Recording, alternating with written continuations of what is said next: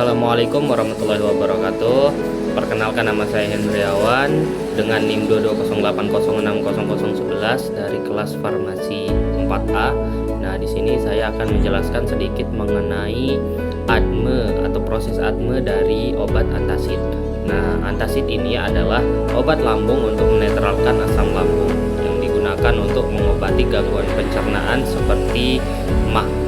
Nah, orang yang menderita MAH, cairan asam lambungnya itu akan lebih asam atau lebih tinggi, sehingga antasid berfungsi untuk mengontrol dan menetralkan asam lambung.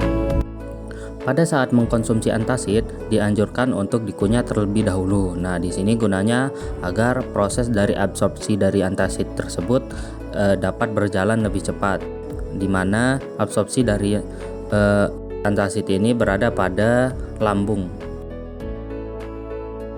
Farmakokinetik antasid bergantung pada kandungan obatnya. Nah, absorpsi antasid dapat ditingkatkan oleh makanan. Antasida diekskresi baik melalui urin maupun feses.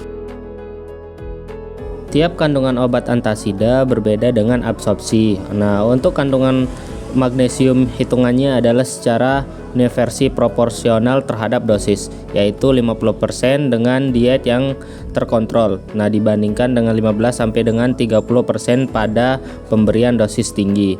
Untuk kandungan kalsium bioavailabilitas adalah 25 sampai dengan 35%. Makanan akan meningkatkan absorpsi obat 10 sampai dengan 30%. Nah, omset kerja obat tergantung pada lamanya pengosongan pada lambung. Nah, waktu puncak obat dalam plasma adalah 20 sampai dengan 60 menit dalam keadaan puasa. Apabila obat dikonsumsi 1 jam setelah makan atau 1 sampai dengan 2 jam setelah makan, maka kadar puncak dicapai hingga 3 jam kemudian.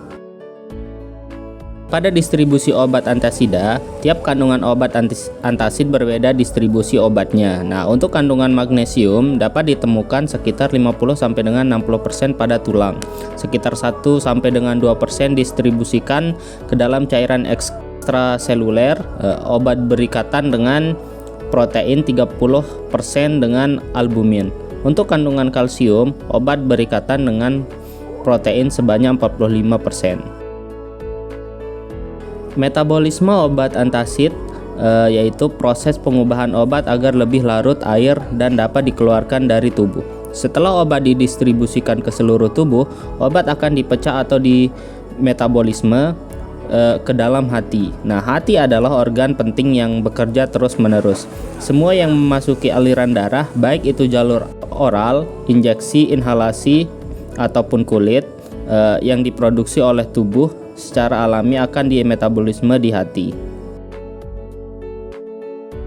Pada proses ekskresinya, obat antasid yang mengandung kalsium adalah 50 sampai dengan 300 mg per hari.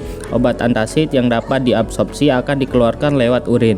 Nah, dan yang tidak dapat diabsorpsi akan diekskresikan dalam bentuk feses atau tinja. Sekian sedikit penjelasan dari saya, semoga bermanfaat. Sekian, assalamualaikum warahmatullahi wabarakatuh.